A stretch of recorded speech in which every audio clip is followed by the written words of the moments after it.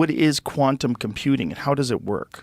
Well, there's a race going on, a race between China, the United States, between IBM and Google, a race to dominate the next generation of computers, because Silicon Valley could become a rust belt. Think about that. The digital computer of today could be like the abacus of years gone by.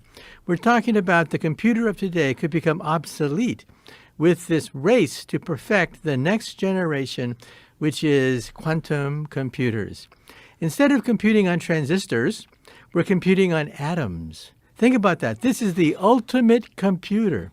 There's nothing smaller than what you can do with atoms, and that's what these quantum computers compute with.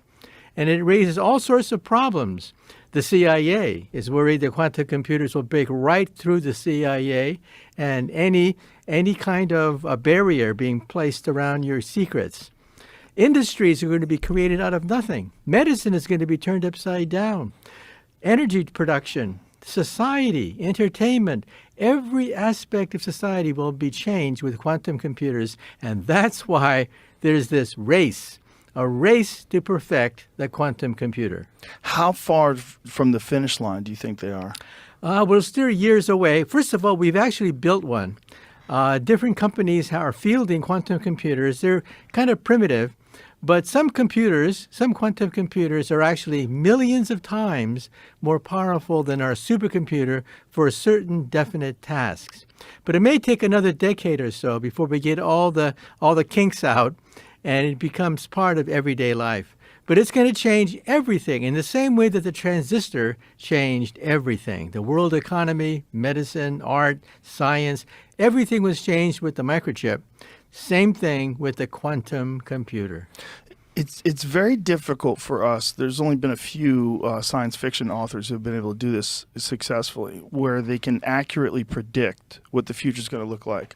I mean, even they're off usually. You know, H.G. Wells had some pretty good ideas, but are we looking at something that we almost don't have a reference for, that it's so mind-blowingly different and much more powerful than anything we've experienced so far, that it's difficult for us to imagine how much it's going to change the world? Well, to imagine how it's going to change the world, think of the progression of the computer. For thousands of years, the computer was basically an analog device. We used sticks, beads, levers, gears, pulleys, cranks in order to do simple calculations. That was the first era of computation. And that meant that we could keep track of things, which we couldn't do before. Then World War II hit, and all of a sudden we had to break the German code. And that required using electricity and using all sorts of vacuum tubes to crack the German code. And then we went into the second era where we compute on digital and binary, so zeros and ones, zeros and ones.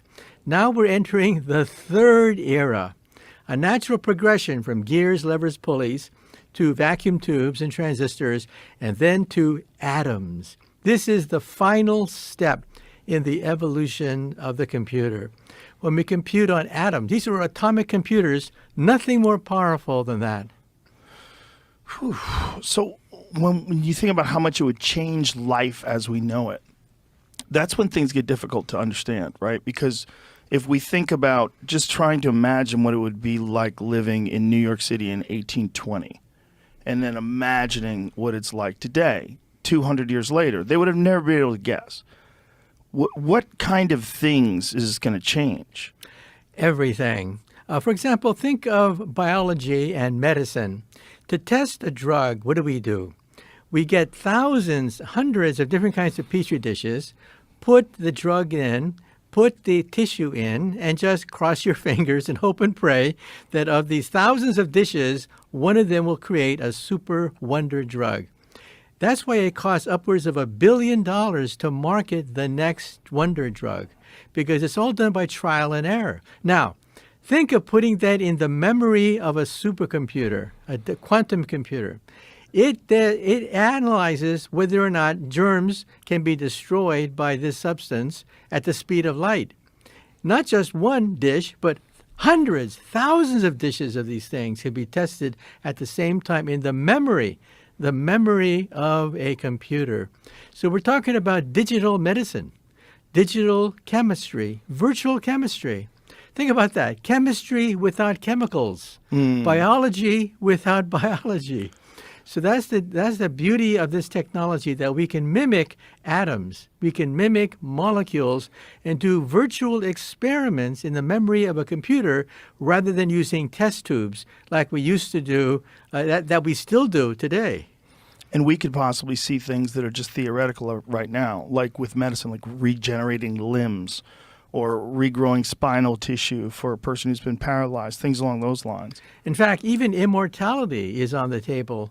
Realize that scientists who've looked at the aging process realize that the reason why we never understood aging is that aging is the buildup of error. That's what aging is, the buildup of mistakes in the replication of DNA. But what happens if you could put DNA in a computer? Then you can see where the aging takes place.